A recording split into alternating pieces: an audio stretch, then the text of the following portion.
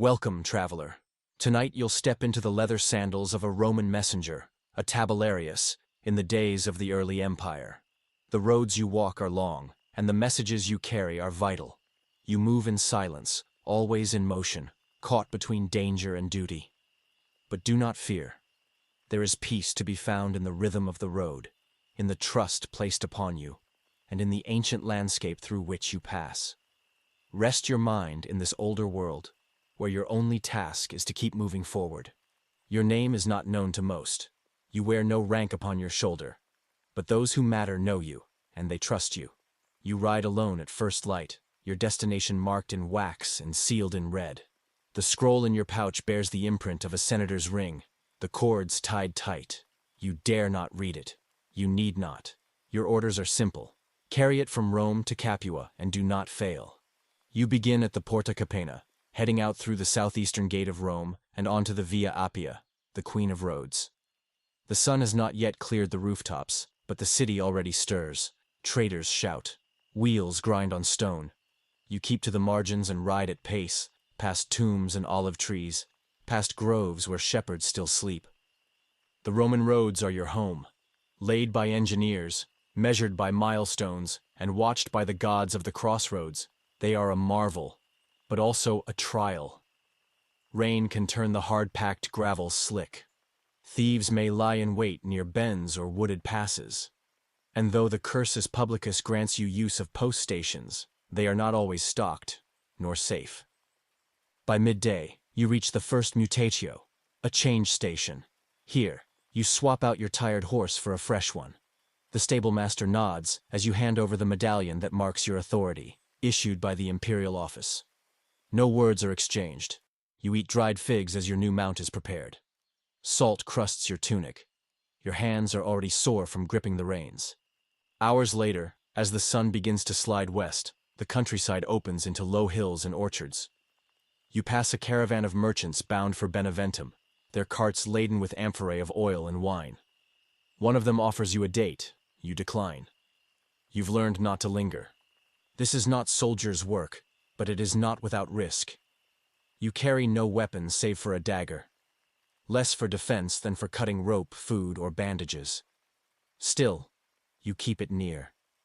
Stories drift among couriers like dust, of men ambushed near Terracina, of scrolls lost in flooded fords, of messengers found with wax seals broken and throats slit. You don't dwell on them. You have too far to go. You speak little, sleep little. You stop only when the horse demands it, or when you reach a mancho, a rest station maintained by the state. Tonight, you're fortunate. The station is clean. A hearth burns low. You wash in cold water, strip the dust from your arms, and sit with others like you, faces drawn, eyes cautious, scrolls tucked into satchels. One man carries word from the coast, another bears a sealed message to a provincial governor. No one asks what the others carry. It is an unspoken law. The message is not yours. Only its safe arrival is. You sleep on a straw mat, boots beside your head, scroll under your cloak. Outside, cicadas drone, and a lone owl calls from a pine tree. The journey is not over, not yet. But you've made it another day. Tomorrow you ride again.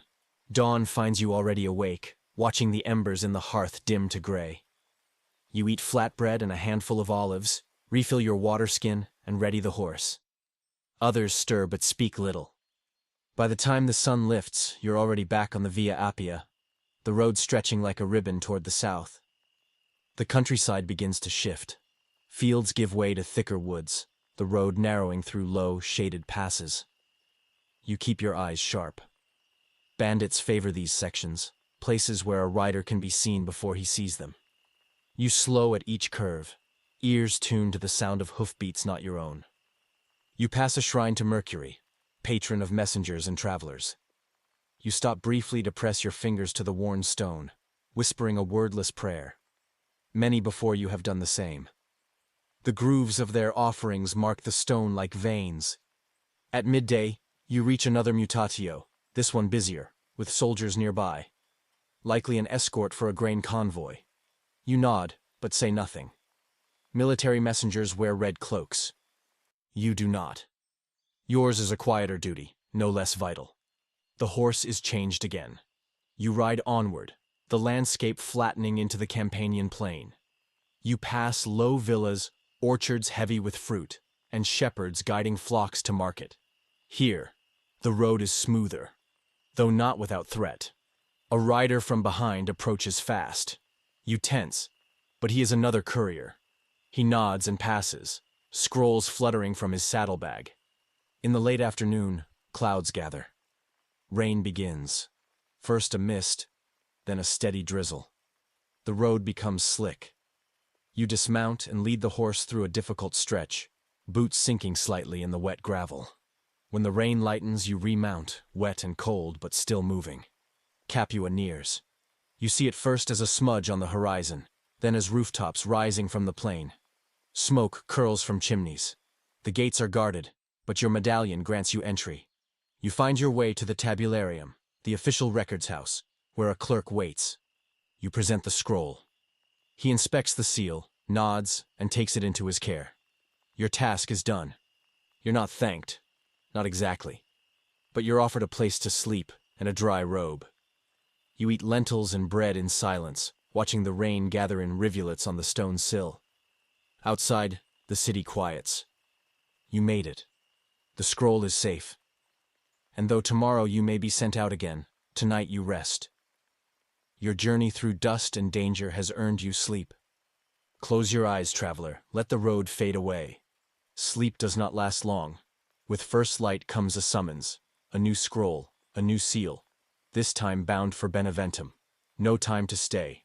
No time to wander the markets of Capua, or explore the colonnades. You eat quickly and mount again. The saddle feels no softer. The road south is unfamiliar, less traveled. The Via Latina cuts eastward now, into rougher hills. The weather is clearer, but the terrain less forgiving. You pass through narrow passes and steep valleys, eyes always scanning. A landslide had swept part of the road weeks ago. You lead the horse on foot, skirting the rubble where engineers have yet to restore the path.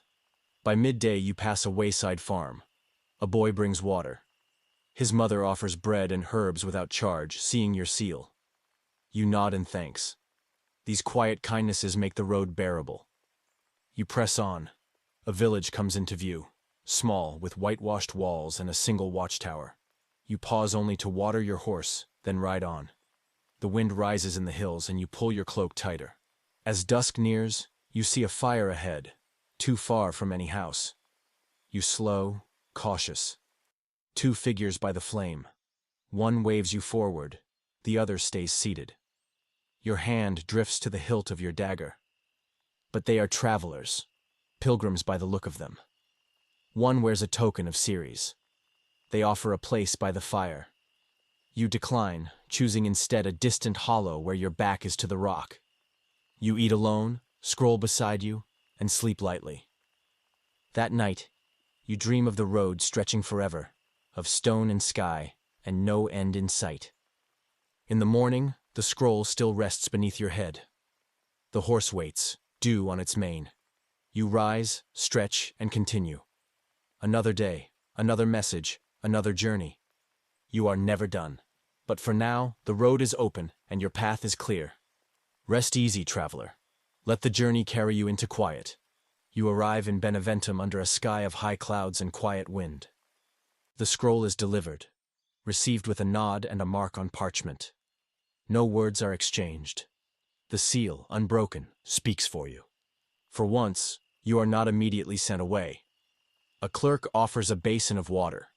You wash your face, your arms, your hands, slowly, reverently. The dust of many roads flows into the drain. That evening, you do nothing. You sit beside a window overlooking a small courtyard, where ivy grows along a crumbling wall. There is no need to run, to ready your gear. For now, you are still. Others speak around you. Their voices blur with the murmurs of pigeons on the tiles above. The lamps are lit, one by one. You drink a cup of warm wine and let the silence stretch. There will be other scrolls, other seals, other roads. But this night belongs to you. Close your eyes, traveler. Let the world soften. Let the dust settle. You've earned your rest.